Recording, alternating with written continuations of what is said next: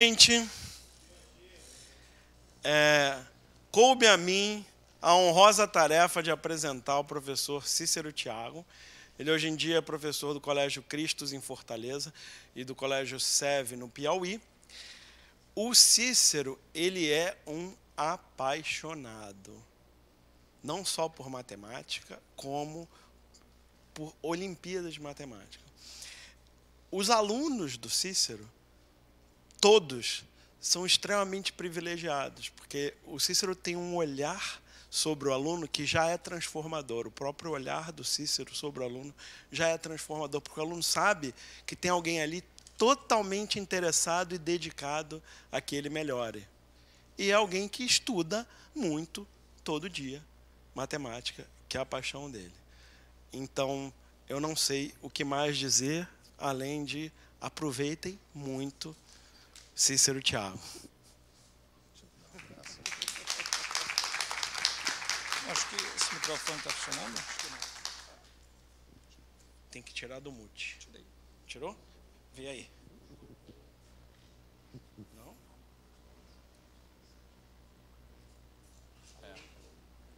Não está funcionando.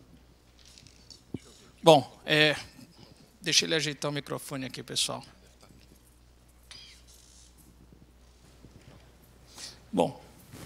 Bom, tá dando para ouvir agora aí?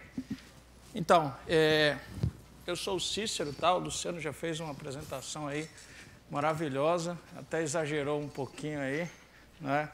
Conheço o Luciano aí praticamente há quase 20 anos, né? E a gente vem convivendo anualmente nesse projeto maravilhoso que são as Olimpíadas de Matemática, tá? Então, quando o Kresley me convidou para ministrar essa palestra, eu fiquei pensando, bom, o que falar para professores interessados em uma preparação olímpica, né? E aí, assim, contando um pouquinho da minha história, de como eu comecei a lecionar, acho que talvez encaixe bem o porquê que eu escolhi esse tema aqui para a palestra de hoje, tá? Bom, apesar da cara de jovem, eu sou professor há 19 anos já completei 19 anos como professor e talvez essa paixão das Olimpíadas de Matemática começou na minha época de colégio, né? Ainda como estudante, eu tive a oportunidade de, no meu último ano de colégio, participar de Olimpíadas, né? E naquele momento eu decidi que eu queria ser professor de matemática, né? E, bom, e fiz toda a minha carreira, todos os meus estudos em matemática, né, graduação e mestrado, e hoje estou aí como professor. Mas vamos lá. Eu comecei a carreira de professor, acho que diferente da maioria. Eu comecei sendo professor apenas nas Olimpíadas de Matemática, né? E depois de 6 anos apenas trabalhando nas Olimpíadas de Matemática, eu migrei para trabalhar nas turmas regulares de escola, né? E, bom, vocês devem saber, lá no Ceará, existe uma preparação muito forte para escolas militares, né? E hoje, basicamente, eu trabalho com isso. Eu trabalho com preparação para escolas militares e trabalho com preparação para Olimpíadas de Matemática. E como eu comecei a minha carreira de professor como professor nas Olimpíadas de Matemática, para mim era muito natural, em todas as minhas aulas, tentar justificar tudo que eu falava, né? E aí vem o tema, né? Para que servem as demonstrações dos teoremas, né? E claro, nós professores, nós temos que ter a noção do que a gente pode ou não demonstrar numa aula, não é? Mas a minha ideia hoje, o que eu gostaria de falar para vocês é que sempre que possível e sempre que aquela demonstração for útil, por exemplo, na resolução de futuros problemas, e claro, que ela seja acessível ao aluno que você está trabalhando, no segmento que você está trabalhando, ensino fundamental, ensino médio, bom, qual é o problema de fazer a demonstração, né? Bom, vocês, professores de matemática, assim como eu, já devem ter ouvido de vários alunos perguntas do tipo: você acaba de fazer uma demonstração belíssima e você se encanta com a sua demonstração, aí o aluno levanta o braço: mas professor, tudo isso aí foi só para chegar naquela fórmula ali? Aí você diz, então por que o senhor não escreveu só aquela fórmula lá, né? Então, assim, a minha ideia é, vamos tentar mostrar o quanto útil são demonstrações, tá? E aí eu coloquei esse título, tá? Então, vamos começar. O Luciano, na aula dele, já no finalzinho agora, ele citou o livro do Polya, né? E aí tem essa historinha, lá na frente, acho que lá pela página 100 e alguma coisa do livro, ele fala sobre um tópico, por que demonstrar, né? Esse é um livro que acho que nós, professores de matemática, temos que ler, né? Ele, de fato, ele é muito útil para a nossa jornada diária de trabalho. E aí ele conta uma historinha que ele nem sabe se é verdade, mas ele conta que o Newton, né, o Isaac Newton, quando estudante, ele começou a ler os elementos de Euclides, né? E ele ficava naquela coisa assim, mas para que alguém vai justificar essas propriedades, esses resultados que são tão simples, né? E que depois ele realmente viu o valor daquilo ali. Mas eu acho que o legal são esse parágrafo que tem assim, a história pode ou não ser autêntica, mas a dúvida permanece. Eu acho que isso aqui é que é o ponto interessante da palestra hoje, tá? Por que aprender ou ensinar demonstrações? O que é preferível? Nada demonstrar, demonstrar tudo, ou só demonstrar algumas coisas?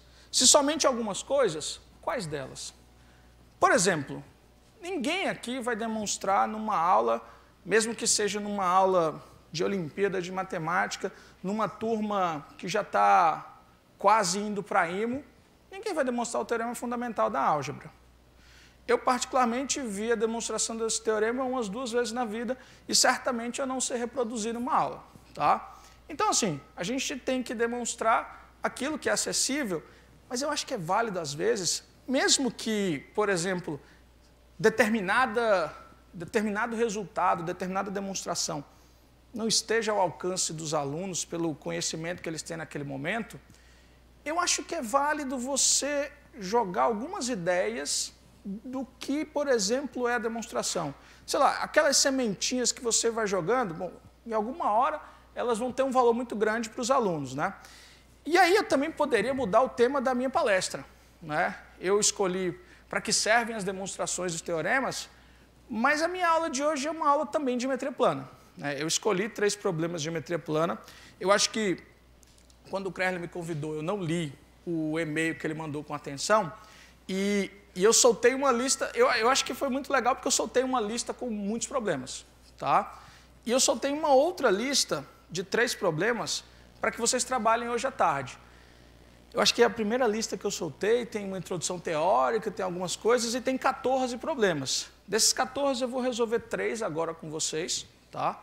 Mas assim, eu vou no final deixar um canal de comunicação para que a gente possa trocar ideias, tá? Sintam-se à vontade de mandar e-mail, vou deixar também Instagram e a gente vai trocando ideia, tá? Mas hoje eu soltei uma outra lista, já está com o Krerle, para que a gente trabalhe hoje à tarde, certo? Então, assim, acredito que talvez alguns de vocês até já tenham recebido a primeira lista, que tem os 14 problemas, tá? Esse vocês não vão receber as resoluções de todos hoje, porque, sei lá, a minha ideia era outra. Eu tinha uma lista de problemas que eu soltei, e essa lista era mais para que vocês pensassem com o tempo e a gente estabelecesse um canal de comunicação. Mas eu vou resolver alguns dos problemas. Mas, como eu falei, a minha aula é de geometria, né? Eu quero tentar, por exemplo, mostrar o meu ponto de vista sobre como a gente deve fazer as demonstrações quando possível, tá? Mas eu vou usar alguma parte da matemática para mostrar isso aí. E eu escolhi geometria plana, na verdade um assunto bem simples, tá? Que é basicamente soma dos ângulos internos de um polígono convexo, tá? Com N lados.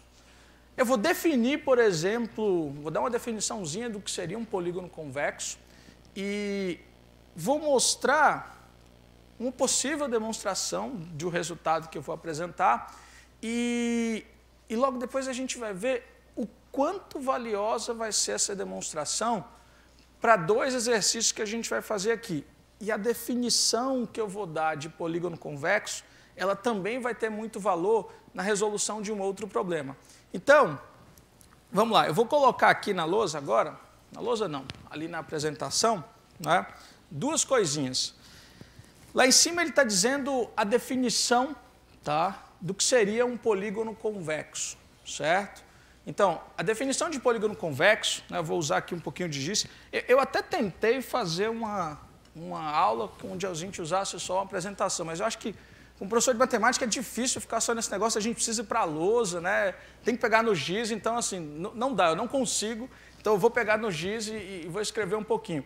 Mas a gente está muito acostumado, e quando a gente vai definir, principalmente para os menores, porque eu acho que lá no ensino fundamental a gente já faz uma introduçãozinha na geometria plana, mas quando a gente diz assim, o que seria um polígono convexo? Né?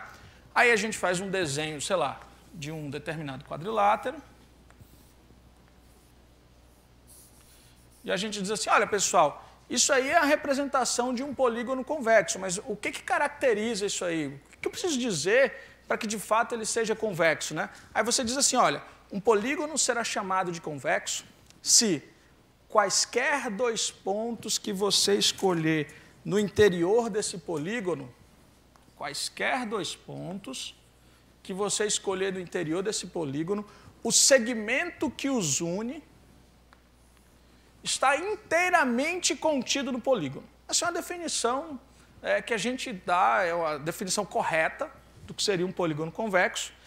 E aí já vem aquela coisa, e os que não são convexos, né? Como a gente define? Bom, aí a gente, de uma maneira geral, a gente pega uma bandeirinha de festa junina, né? A gente pega essa bandeirinha aqui de festa junina, certamente os alunos vão lembrar, já viram de alguma, e aí você diz, olha, isso aqui é a representação de um polígono que não é convexo, a gente vai chamar de côncavo, por exemplo, mas que ele não satisfaz essa propriedade. Aqui eu disse que quaisquer dois pontos que você escolher o interior do polígono, o segmento que os une estará inteiramente contido. Aqui, não. Se eu escolher esse par de pontos aqui, né, o segmento que os une, ele não está inteiramente contido. Ok, é uma definição boa, os alunos vão conseguir entender perfeitamente o que é um polígono convexo e, bom, você vai conseguir, de fato, dar sequência na sua aula e apresentar os principais resultados, né, de polígonos convexos. Mas eu vou dar uma outra definição que eu acho muito boa, né, a que está escrita lá em cima, que é o seguinte, eu vou dizer que um polígono é convexo quando todos os seus ângulos internos forem menores que 180 graus. É claro que a gente precisa dar uma definição do que seria um ângulo interno, principalmente para os mais jovens, né? Quando você fala de ângulo interno, aí você diz assim, legal, isso aqui é um ângulo interno e para que ele seja convexo, todos os ângulos internos necessitam ser menores que 180 graus. Né? Então, ok, legal, esse polígono é convexo, todos esses ângulos aí aparentemente são menores que 180 graus. Aí esse aqui, por exemplo, ele contraria. Né? A gente tem um ângulo aqui interno que é maior do que 180 graus. Tá? E aí, às vezes, eu pelo menos quando eu era aluno, que eu comecei a estudar geometria plana, que o professor falou a primeira vez de ângulo interno, na hora que ele introduz ângulo externo, para mim o mais natural é que, bom, se isso aqui é o ângulo interno, naturalmente esse aqui seria o ângulo externo para mim. Não é. A gente define ângulo externo como sendo o suplemento de um ângulo interno, ou seja, o que falta a um ângulo interno para chegar em 180 graus. Ok, agora vamos fazer matemática mesmo, vamos provar um resultado, tá? E é o seguinte, eu te dou um polígono convexo, agora a gente já tem a definição, a gente tem duas boas definições do que é um polígono convexo, né?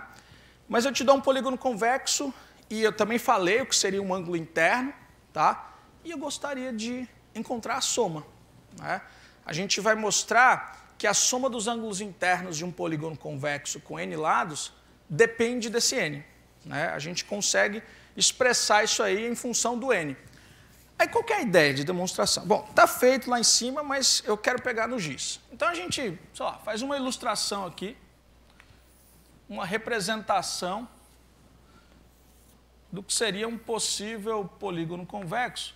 Bom, vou colocar umas reticências aqui, né, para dar uma sensação de que ele tem mais do que essa quantidade de lados aí que eu desenhei. Ah, legal. Aí você coloca aqui, por exemplo, o vértice A1, aí você coloca aqui o vértice A2, você coloca aqui o vértice A3, aí você coloca aqui o vértice AN, bom, e aqui vai estar o AN-1. Tá, Cícero, e aí?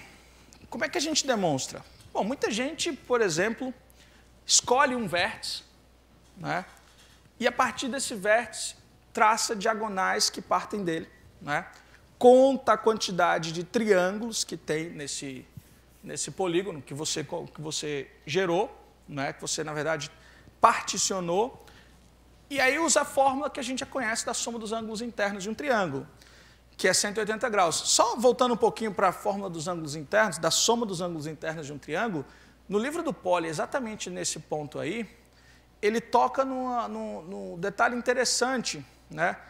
Ele demonstra, exatamente nesse tópico aqui que a gente está discutindo, que a soma dos ângulos internos em um triângulo qualquer é 180 graus, e ele diz assim, ó, a gente faz uma conexão, né, com os ângulos alternos internos. Aquela demonstração ela é válida a partir do momento que você tem conhecimento de um resultado sobre ângulos alternos internos.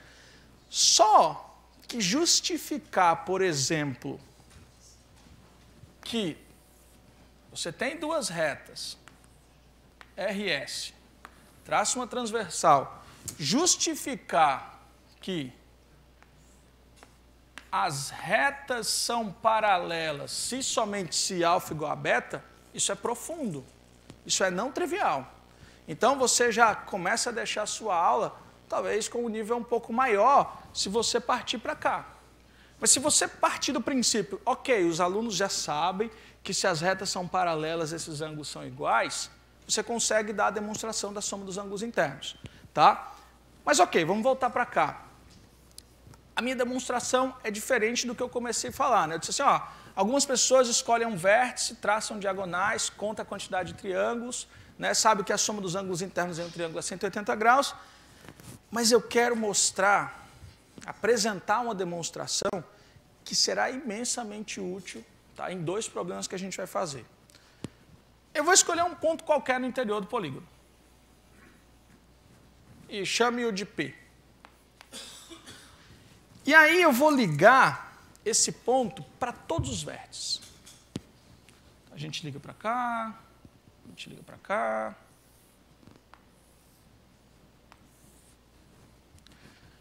E aí você vai fazer uma contagem aqui, né? Você vai contar... Bom, você fez uma partição dessa figura. Você pegou um ponto no interior do polígono, ligou para todos os vértices e você fez uma partição dessa figura, tá? O que seria a partição, né? Dois triângulos desse aqui, bom, a intersecção entre eles seria apenas um lado, né? E a união dá o todo, ou seja, a intersecção interna é não vazia, melhor, é vazia, desculpa, e a reunião vai dar o todo. Então isso aqui vai ser uma partição. Tá, mas o que acontece? Quantos triângulos tem aqui? Ah, vai ter um para cada lado do polígono. O polígono tem N lados, né? E aí você pensa assim, eu vou fazer uma contagem, tá? Para a gente achar a soma dos ângulos internos. Então, vamos lá. Soma dos ângulos internos.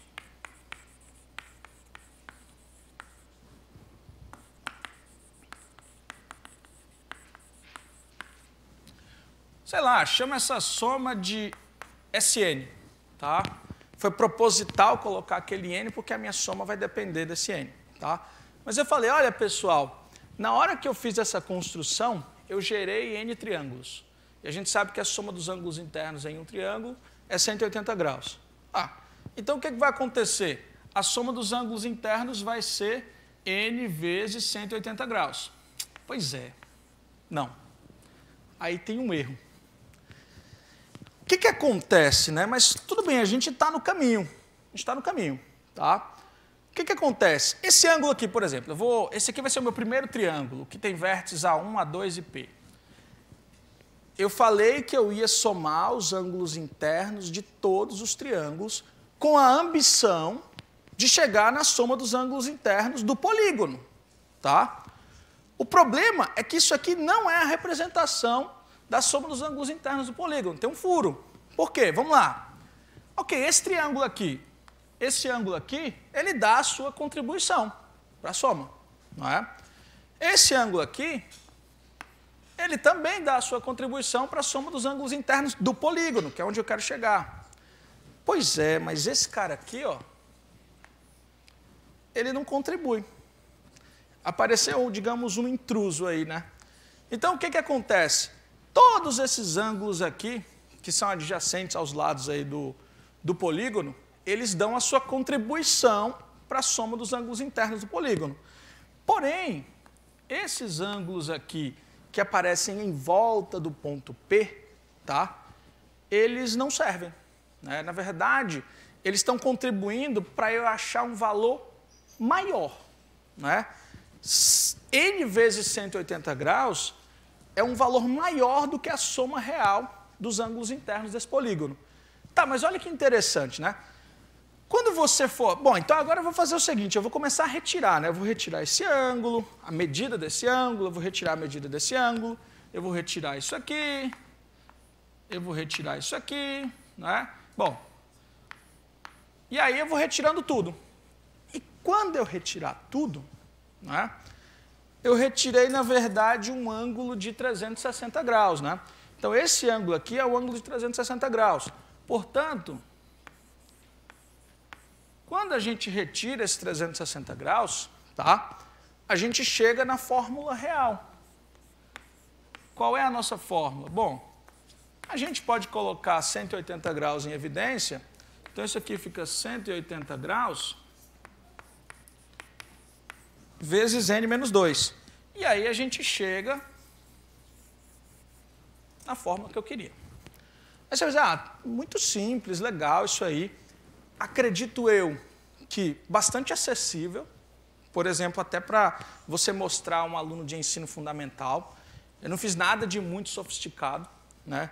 Fazendo esse passo a passo aqui, é natural que o aluno veja que esse ângulo de 360 graus ele não está contribuindo para a soma que eu quero, né?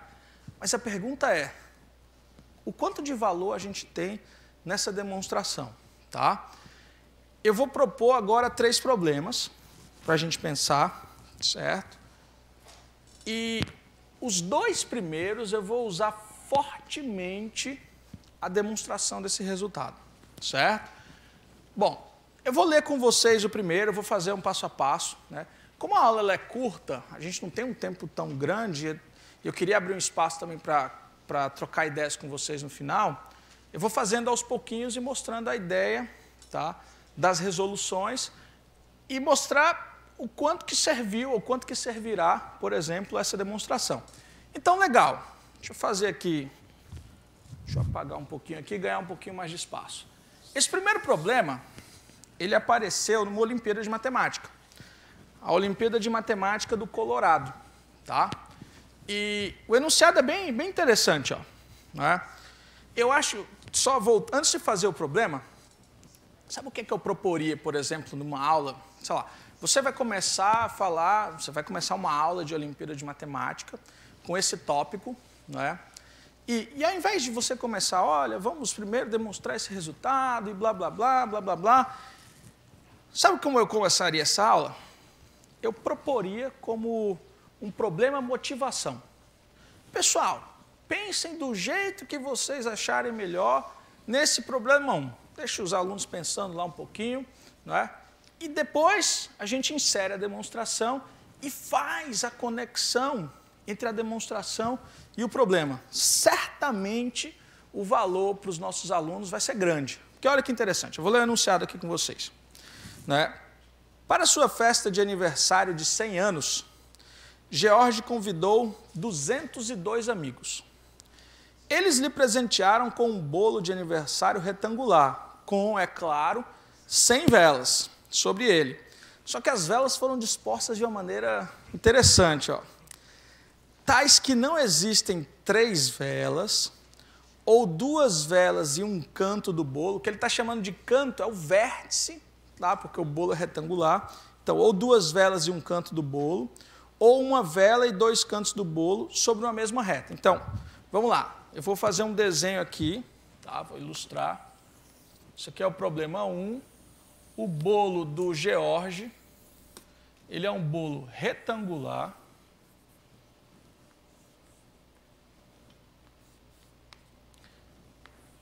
E aí serão colocadas velas, 100 delas.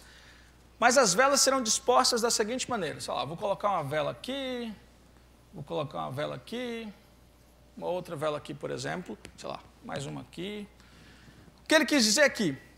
Quaisquer 3 velas determinarão um triângulo. Eu nunca vou ter 3 velas colineares. Então, por exemplo, eu não poderia ter uma vela aqui de tal forma que as 3 aqui fossem colineares. Ou seja, quaisquer 3 velas determinam um triângulo. Tá? Uma vela e 2 vértices também determinarão um triângulo. Eu não posso ter uma vela e 2 vértices do polígono, no caso do retângulo, colineares. Então, por exemplo, ó, sei lá, pega esse vértice, coloca uma vela bem aqui e o outro vértice, né? Ou seja, colocar essa vela, por exemplo, sobre essa diagonal. Isso não pode acontecer. Tá? 2 vértices do polígono em uma vela jamais serão colineares. Ou seja, eles sempre formarão um triângulo. E isso aqui eu coloquei uma vela e 2 vértices.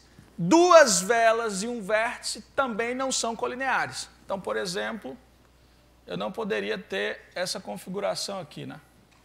2 velas e um vértice sempre formam um triângulo, uma vela e 2 vértices sempre formam um triângulo e 3 velas sempre formam um triângulo. Tá? A gente vai chamar isso aí, quando a gente conseguir fazer esse desenho, tá? A gente vai chamar isso aí de triangulação, certo? Mas deixa eu continuar o enunciado. Todo mundo entendeu, tá? O jeito com que as velas serão distribuídas, né? Um jeito bem matemático. Bom, George irá cortar o bolo em pedaços triangulares, por cortes retos, ligando velas umas com as outras, ou cantos do bolo, de tal maneira que todas as velas serão usadas. Prove que existem pedaços suficientes para atender a todos os convidados com um pedaço de bolo, mas infelizmente o aniversariante não come bolo. Né? Bem frustrante aí. Antes de fazer, vocês já viram que o problema é um problema de demonstração, prove. Né? E os alunos de Olimpíada de Matemática, eles vão enfrentar muito isso. Mais um motivo de, se as demonstrações forem acessíveis a eles, as demonstrações dos principais resultados que você vai usar na sua aula, se elas forem acessíveis, faça. Os alunos precisam ter esse amadurecimento, tá? Com essa abstração da demonstração. Até porque é uma coisa abstrata, é difícil o aluno conseguir pegar a parte do rigor matemático, né? Bom, então vamos lá. Eu vou fazer um desenho aqui. Eu não vou colocar 100 velas, óbvio. Mas eu vou colocar 5. Tá? Vou colocar uma aqui. Vou colocar uma aqui. E eu vou tentar não ter 3 colineares. Sei lá. É tenso, mas eu vou colocar mais ou menos aqui. Bom, espero que não tenha 3 colineares aí. E eu vou fazer um corte. E eu convido vocês a também fazerem. Tá? Vocês também podem fazer, tá? Uma triangulação possível do bolo. Mas eu vou fazer um corte aqui, tá? A meu gosto. Então vamos lá.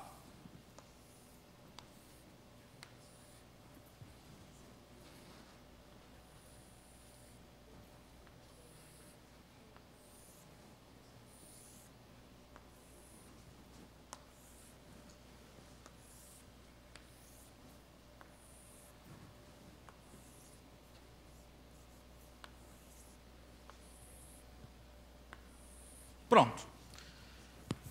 Eu usei todas as velas, tá? E você vê que qualquer triângulo aqui, a sua configuração de vértices tem ou 3 velas, um exemplo, ó, esse triângulo aqui, seus vértices são 3 velas, mas, por exemplo, esse triângulo aqui do canto, os vértices são 2 vértices do polígono e uma vela, tá? Mas eu também posso ter um triângulo em que os vértices são 2 velas e um vértice do polígono. Ok, está respeitando a situação que o problema propôs. Tá, vamos fazer uma contagem aqui. Aqui eu coloquei 5 velas, tá? E eu vou fazer uma contagem aqui. Bom, apareceu um triângulo, apareceu 2, 3, 4, 5, 6, 7, 8, 9, 10, 11, 12. Certo? Beleza. O que eu afirmo para vocês é um negócio legal. Tem uma invariante aí. Do jeito que você, coloque as suas velas, faça a sua triangulação. Com 5 velas, vocês vão ter 12 pedaços de bolo. Tá? E claro, com 100 velas, você vai ter os 202 pedaços. Mas por quê, né? Por que a gente vai ter uma quantidade? Por que a quantidade de pedaços não muda se eu mudar aqui o jeito com que eu trace os meus segmentos e construo os meus triângulos? Tá, vamos fazer um pouquinho de matemática aqui, né? Então, o que eu vou fazer? Eu vou imitar fortemente a demonstração que eu dei aqui, ó. Mas eu vou imitar fortemente, ó. Eu vou pensar assim, eu não sei quantos triângulos tem, né? Então, eu vou fazer o seguinte, eu vou dizer que o total de triângulos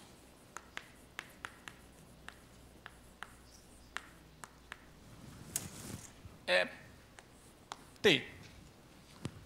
E eu vou dizer que o total de velas, e aí eu vou fazer o problema de uma maneira mais geral. Ao invés de fazer com 100 velas, coloque K velas. Tá? Então, beleza. Com K velas eu vou ter quantos triângulos? Essa é a pergunta boa. Então, o que eu vou fazer? Eu sei, eu dei um nome, né? Eu representei por uma variável a quantidade de triângulos, T. Então, o que eu vou fazer? Eu vou fazer o mesmo que eu fiz aqui. Aqui eu disse assim, olha, pessoal, quantos triângulos a gente vai ter quando eu pegar esse ponto e ligar para os vértices? A gente viu que era um N. Tá. Aqui, eu estou afirmando que são T. E eu sei que a soma dos ângulos internos de um triângulo é 180 graus. Então, significa o seguinte, tá? Se eu pegar a quantidade de triângulos e multiplicar por 180 graus, a gente vai ter a soma dos ângulos internos de todos os triângulos que tem nessa figura. Tá? Só que eu vou fazer essa contagem ou essa soma de uma outra maneira. Lá na combinatória, a gente usa uma técnica legal que se chama contagem dupla.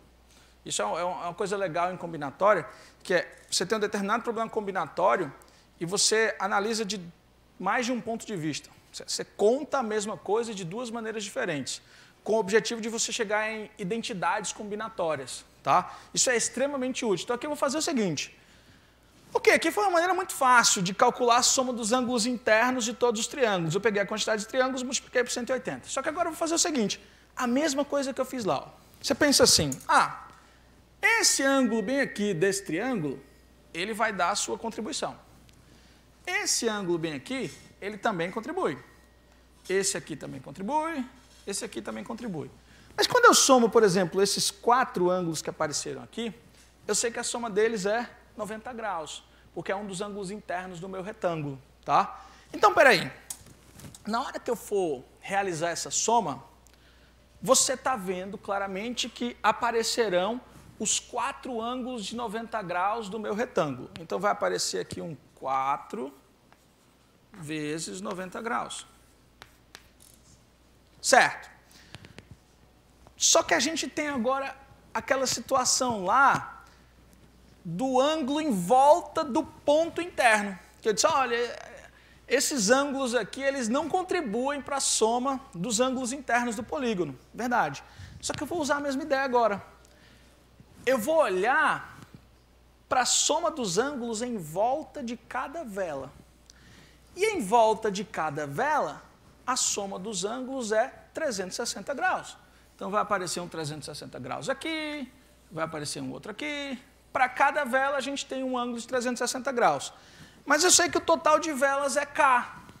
Então vai aparecer K vezes 360 graus. E a gente acabou de estimar o total de triângulos em função do total de velas. Porque claramente você vê que é possível dividir todo mundo por 180 graus aqui. Então aqui fica apenas o T, aqui é um 360 graus, quando a gente divide por 180 graus dá 2. Aqui a gente divide por 180 graus e fica 2K. E aí, galerinha, a gente descobre que a quantidade de triângulos é 2 mais 2K, para K velas. Aqui eu tinha 5 velas. Então, a quantidade de triângulos seria 2 vezes 5, 10, mais 2, 12, que deu exatamente o 12 que a gente obteve aqui. Tá? Então, agora a gente coloca o 100. Né? Resolvendo o nosso problema, né? Quando a gente tem, bom, com 100 velas, teremos 2 mais 2 vezes 100, que é igual a 202 triângulos, ou 202 pedaços de bolo, e aí vem aquele momento de frustração para o aniversariante, né? Todos os convidados comem bolo, menos o aniversariante. Espero que, pelo menos, eles tenham levado algum presente além do bolo, né? Bom, mas eu gosto bastante desse problema. É um problema legal, desafiador, né? E que, ao final de demonstrar o resultado e resolver o problema, eu acho que tem uma magia aí, né? Caramba, de fato, aquela demonstração, ela serviu para alguma coisa. Não foi uma coisa do tipo, eu vou esperar o professor demonstrar isso aí, na hora que ele começar os problemas eu vou focar aqui, eu vou só pegar as fórmulas. Não. Teve seu valor fazer isso aqui, tá? E eu vou resolver mais um. Esse outro problema, eu não sei se ele caiu na Olimpíada. Eu tirei de um livro de geometria plana, tá? Não sei se ele foi proposto para uma Olimpíada, mas ele é um problema muito bonito e que ele repete essa ideia, tá?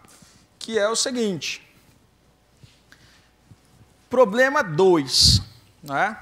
Tá, eu vou deixar, é meio cruel só jogar os enunciados e logo as soluções, como a gente está aqui em um grupo de professores de matemática e todo mundo adora resolver problemas de matemática, eu vou dar pelo menos um tempinho para que vocês possam digerir aí o enunciado e tentar pelo menos fazer uma interpretação inicial. Mas olha o problema 2. Sejam K pontos no interior de um quadrado de lado 1. Uma triangulação desse quadrado, com vértices nesses K pontos e nos vértices do quadrado, é tal que a área de cada triângulo gerado, no caso aí, é no máximo 1 sobre 12. Né? Prove que esse K é maior ou igual a 5. Ele usou um termo técnico aí enunciado, a triangulação. A triangulação é exatamente isso aqui, né? Ou seja, o que ele está querendo dizer com a triangulação é que quaisquer 3 pontos formam um triângulo, quaisquer 2 pontos e um vértice formam um triângulo, quaisquer 2 vértices e um ponto formam um triângulo. Foi isso que ele quis dizer com a triangulação. Então, ele quis dizer o seguinte, você tem K pontos distribuídos no interior de um quadrado de área 1. Né? Aí você vai fazer a sua triangulação lá. Né? Aí ele diz que cada triângulo que foi gerado tem área no máximo 1 sobre 12.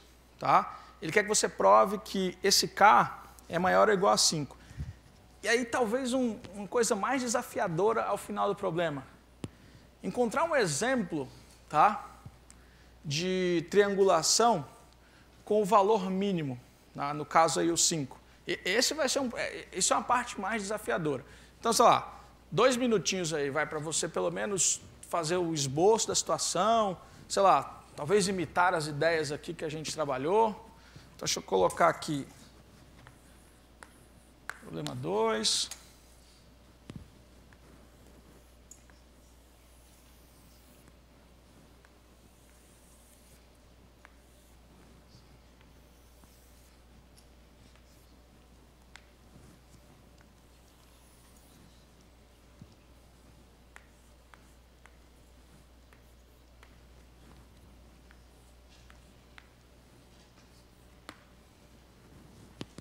Aí você coloca aqui os K-pontos, né?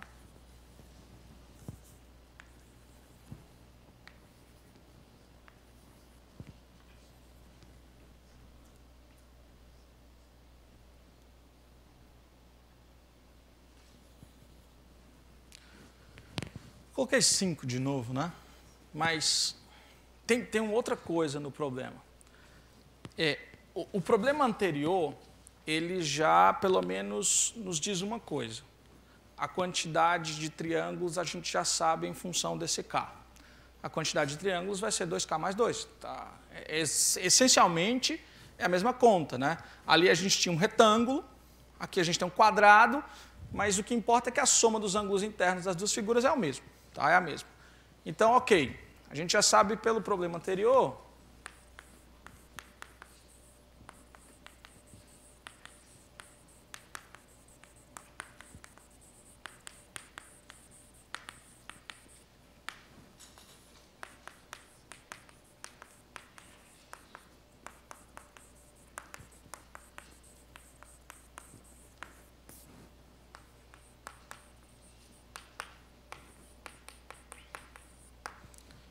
Então, a gente já viu o seguinte, tem uma outra coisa. Né? Quando você está estudando, e acho que isso tem que ser mencionado, por exemplo, numa preparação olímpica, é que as aulas de exercícios elas têm um valor assim, absurdamente grande. Né? Eu até chamo as aulas de exercícios de aulas de ideias. Certo? As ideias se repetem.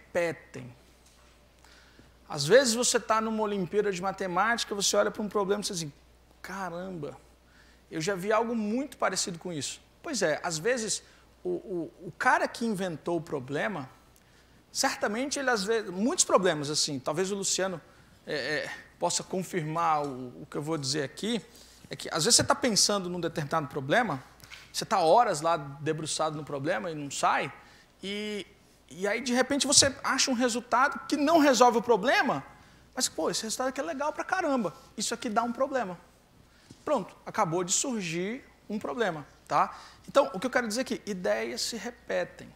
Aulas de exercícios, tá? São aulas que eu chamo de aulas de ideias. Elas têm um valor absurdamente grande.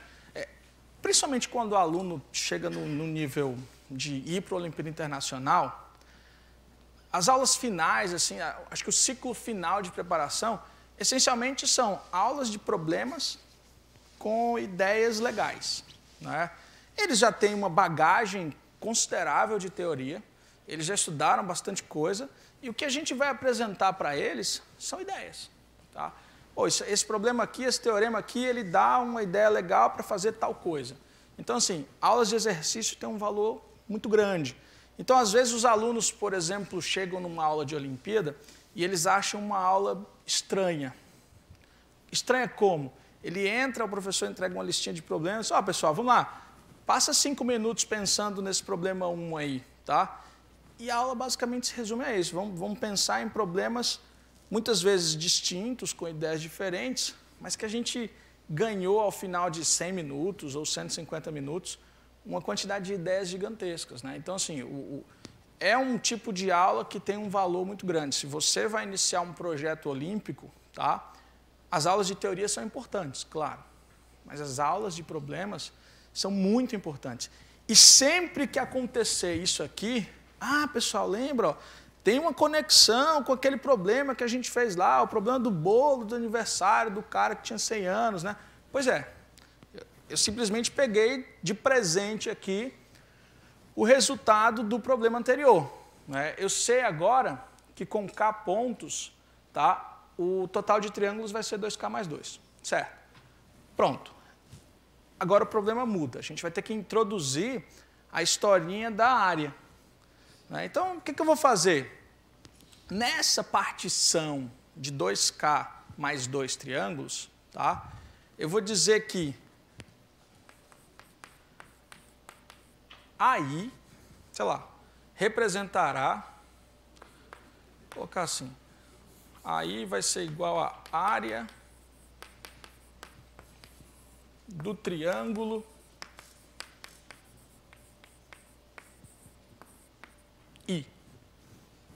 certo? Mas eu tenho quantos triângulos? Eu tenho 2K mais 2. Tá, mas tem uma coisa interessante. Ele disse que a área do quadrado é 1. Né? Bom, e a reunião das áreas de todos esses 2K mais 2 triângulos vai dar a área do quadrado. Esses triângulos não têm intersecção, né? Na verdade, a intersecção é só lado. Eles não têm intersecção interna, né? Tem intersecção só de bordo deles. Então, o que acontece é o seguinte, essa soma aqui, ó, que é a soma das áreas dos 2K mais 2 triângulos, isso aqui dá 1. Tá, mas agora a gente vai ter que introduzir a outra informação. O que foi que ele disse? Ele disse que a área de cada triângulo, de cada um desses 2K mais 2 triângulos, é no máximo 1 sobre 12. Tá, então eu vou fazer o seguinte, ó. Vou colocar uma equivalência aqui. Aí eu vou fazer assim, eu vou colocar esse 1 aqui do lado esquerdo. Eu vou repetir essa soma.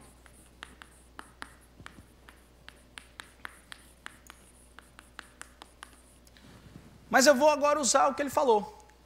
A área de cada um desses triângulos é no máximo 1 sobre 12. Então significa dizer que isso aqui é menor ou igual a 1 sobre 12, mais 1 sobre 12. Ou seja, cada um desses carinhas aqui vale no máximo 1 sobre 12. Então essa inequação aí ela é verdadeira. Tá? Bom, legal. Só que aí, quantas parcelas iguais a 1 sobre 12 eu tenho do lado direito dessa equação? Eu tenho 2K mais 2 parcelas. E se você fizer a conta, isso aqui vai ser 2K mais 2 vezes 1 sobre 12. E aí você vai ter a seguinte equação, ó. O 1 vai ser menor ou igual. Bom, vou repetir o que está lá, 2K mais 2 vezes 1 sobre 12. Bom, sem medo de ser feliz, eu posso passar esse 12 multiplicando, né? Ele é um número positivo. Então, a gente tem essa inequação é equivalente a essa. E aí o problema acabou. Eu provei exatamente o que eu queria. Tá? Eu provei que o K aqui é exatamente maior ou igual a 5. Não é? Beleza. O problema não pediu, ok? Tá? A gente imitou, usou a ideia de novo para chegar na quantidade de triângulos, mas claro, o final do problema tinha uma outra sacada, porque a gente introduziu o conceito de área e dava algumas informações com área. Não foi pedido no problema, não é? Mas, por exemplo, será que a gente consegue um exemplo, tá, de um quadrado, uma distribuição de 5 pontos, tá, que no caso, como K é maior ou igual a 5, será que eu consigo um exemplo onde a igualdade é atingida? Será que a gente consegue um exemplo de 5 pontos no interior do quadrado e de tal forma que todos os triângulos, tá, que aparecem no interior tenham área no máximo 1 sobre 12. Tá? Aí um exemplo legal é isso aqui. Certamente, se você quiser deixar os alunos pensando nisso aqui, vai dar um trabalhão. Encontrar esse exemplo aqui certamente dá um trabalhão. Então aqui, sei lá, você desenha seu quadrado. Aí eu vou traçar aqui as duas diagonais. Pronto. Esse aqui vai ser um dos meus pontos. O encontro das diagonais vai ser um dos meus pontos. E quem serão os outros 4 pontos? Você vai pegar os baricentros desses 4 triângulos. Você vai marcar bem aqui, ó, você vai chamar de G1.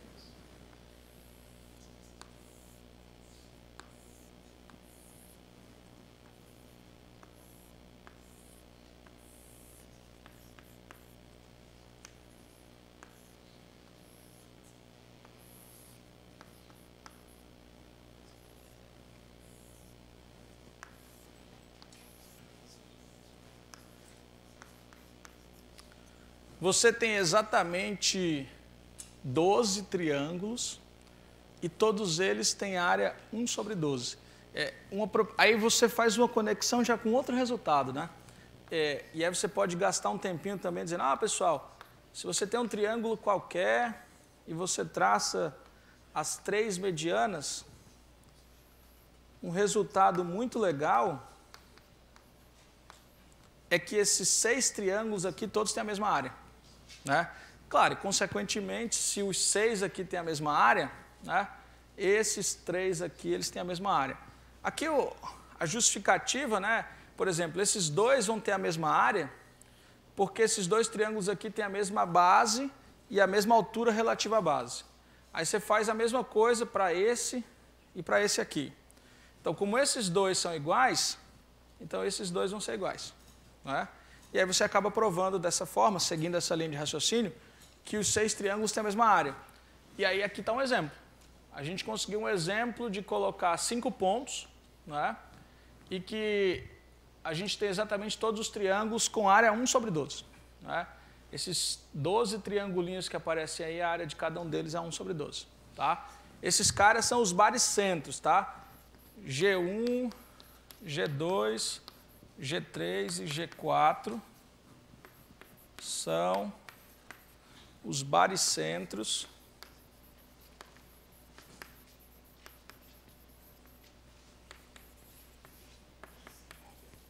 dos triângulos. Vou chamar esse ponto aqui de O. AOB, BOC, COD e DOA, respectivamente.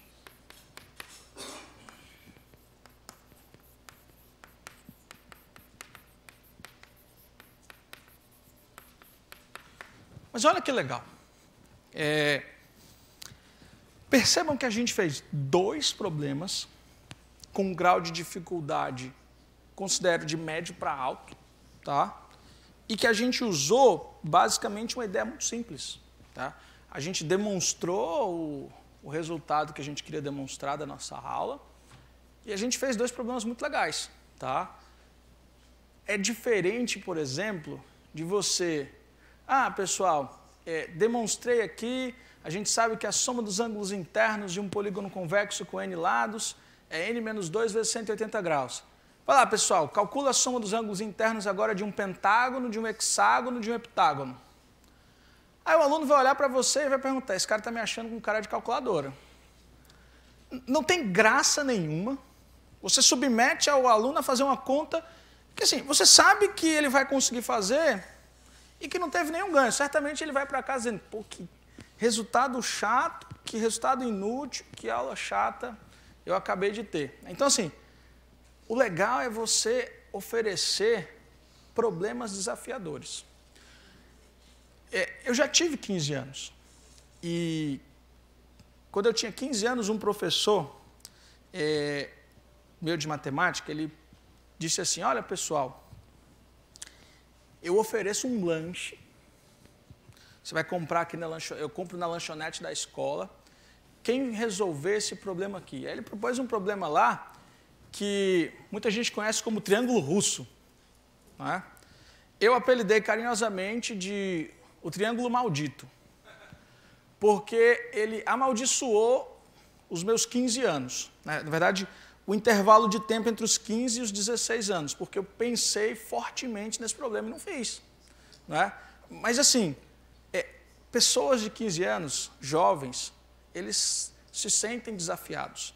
Então assim, que tal começar a sua aula com um problema motivação? Tá aí, pessoal, vamos pensar nesse problema. Vamos fazer conexões agora desse problema com esses resultados que eu vou mostrar. Certamente, essa aula vai ter muito mais valor do que simplesmente dizer, olha, a soma dos ângulos internos é essa e a gente vai calcular, resolver esses 3, 4 problemas aqui, tá, onde vocês vão ser submetidos a calculadoras. Tá? Vocês serão calculadoras para resolver.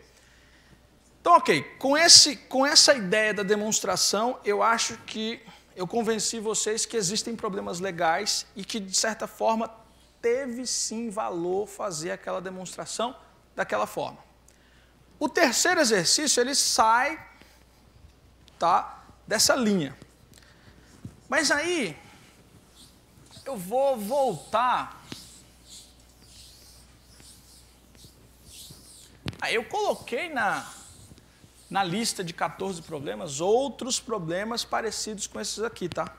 E que no final da aula eu vou estabelecer um canal de comunicação que eu acho que é extremamente valioso, né, para nós professores. Essa troca de informação, conhecimento, material, isso é extremamente útil na nossa profissão, tá? E aí acabou que eu vou deixar, da lista de 14 problemas, eu vou deixar 11 para vocês, mas de fato a gente troca a ideia depois e eu posso passar as soluções para vocês depois. Mas hoje à tarde vai sair uma listinha com 3 exercícios diferentes dessa lista de 14 que vocês receberam. Mas o problema 3, tá? Eu vou ler o enunciado.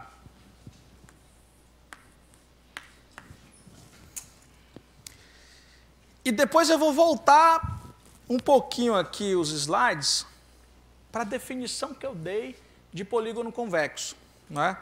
O enunciado do problema é um problema que apareceu na Olimpíada Nacional da Estônia, certo?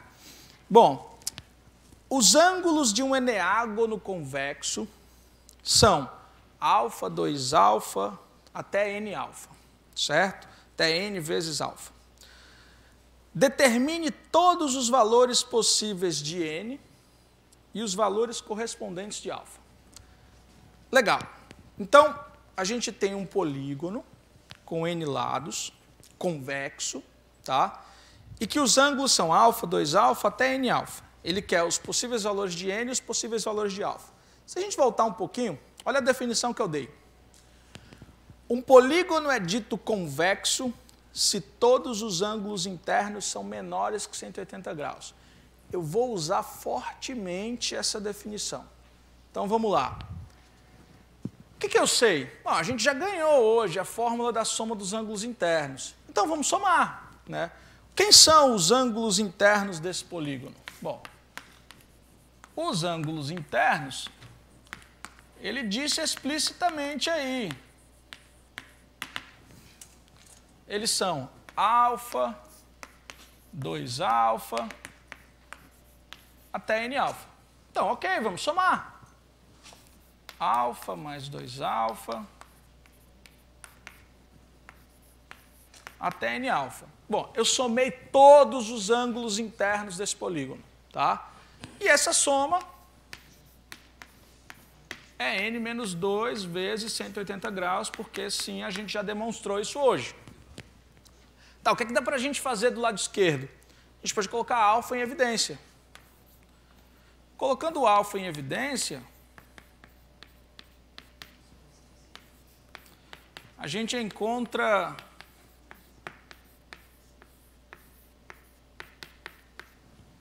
a soma que leva carinhosamente o nome do Gauss, né? A sominha de Gauss aqui. Bom, e aí a gente sabe que isso aqui é a soma dos n primeiros termos de uma progressão aritmética, né? Mas o que importa é que essa soma aqui é n vezes n mais 1 sobre 2, tá? Bom, ok.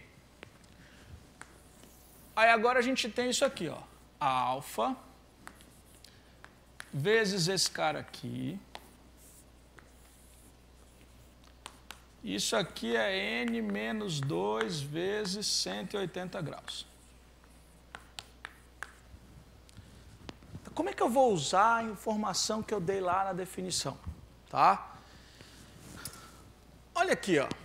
Eu vou pegar e destacar isso aqui. Alfa vezes n. Se você olhar, alfa vezes n representa um dos ângulos internos do meu polígono. Então, eu vou isolar esse cara. Tá? Eu vou deixar esse valorzinho aqui, alfa vezes n, isolado aqui do lado esquerdo. Então, olha que legal. Vai ficar assim, ó. Alfa vezes n igual, esse 2 vai para lá multiplicando. Então, a gente tem n menos 2 vezes 360 graus. isso aqui dividido por n mais 1. Mas o meu polígono é convexo, tá? E a definição de polígono convexo que eu dei é que todos os ângulos internos são menores que 180 graus, inclusive esse, que é um dos ângulos internos. Então, a gente coloca aqui, ó, a gente faz um destaque. Isso aqui é um ângulo interno do polígono.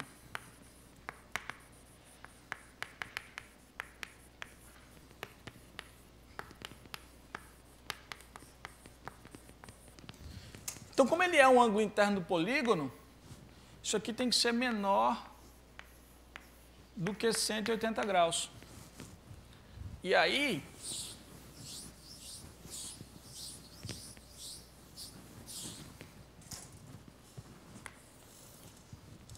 bom, sem medo de ser feliz, a gente tem cuidado, né? A gente tem que tomar cuidado que é uma inequação, não é? Então, passar multiplicando é sempre um risco, né? Mas aqui a gente não corre esse risco porque esse cara aqui é um número estritamente positivo, né? Então, n mais 1 pode ir multiplicando. Então, a gente fica com n menos 2 vezes 360 graus, é menor que isso aqui.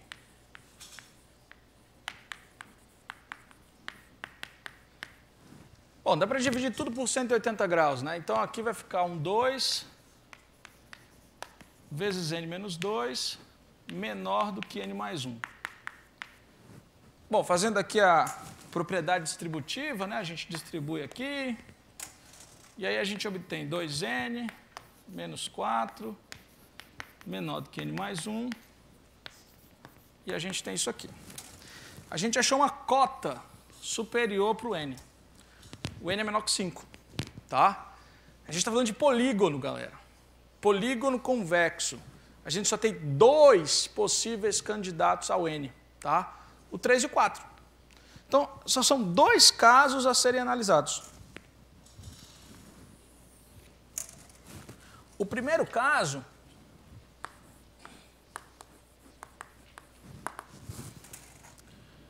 é quando o n for 3. A gente está falando de um triângulo. Os ângulos internos são alfa, 2α e 3α.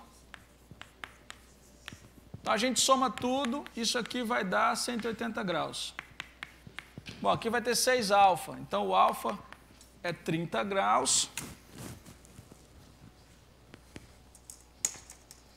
E os ângulos internos, bom, o alfa é 30 graus.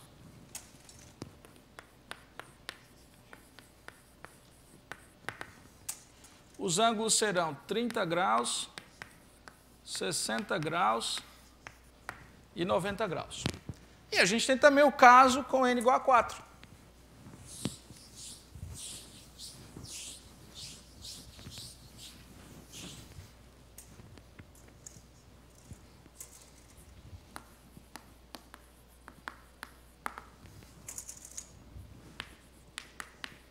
Bom, com n igual a 4, a gente vai ter os ângulos alfa, 2α, 3α e 4α.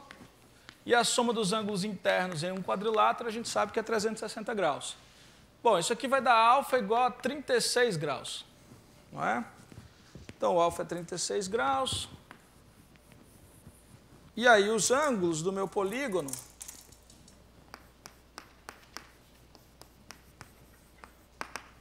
serão 36 graus, 72 graus, 108 graus e 144 graus. Então, a definição ela teve um valor assim, absurdo, né?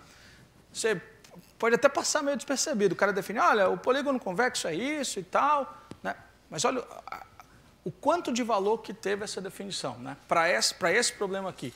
A gente usou fortemente aqui, né? A gente viu que isso aqui era um ângulo interno do polígono, tá? E que, de fato, todos os ângulos internos são menores que 180 graus. Bom, como a gente tem que ter um tempinho para perguntas, eu vou deixar aqui os meus 2 contatos, e-mail e Instagram aí, ó, né? Eu respondo pelos 2, tá? Então, sei lá, sintam-se à vontade para mandar mensagens para a gente trocar ideias, né? Nessa nossa profissão é muito valioso isso, né? A troca de conhecimento, a troca de ideias é sempre bastante valioso, tá? E sintam-se à vontade para tirar as dúvidas desse material, pedir sugestões de leitura, tá? Eu acho que isso é bastante valioso para nossa carreira de professor, tá bom? Eu espero que vocês tenham gostado, tá? Infelizmente, o tempo é muito curto, dava para a gente fazer muito mais coisa legal aqui, né? Mas a gente não tem tanto tempo, né? E eu espero que pelo menos a sementinha tenha ficado aí da ideia, tá bom, pessoal? Muito obrigado pela atenção de vocês e pela presença, tá? Bom, e claro, espaço aí para dúvidas. Sintam-se à vontade para perguntar o que vocês quiserem aí, sendo da aula ou, por exemplo, alguma coisa, algum no tópico microfone. Extra de...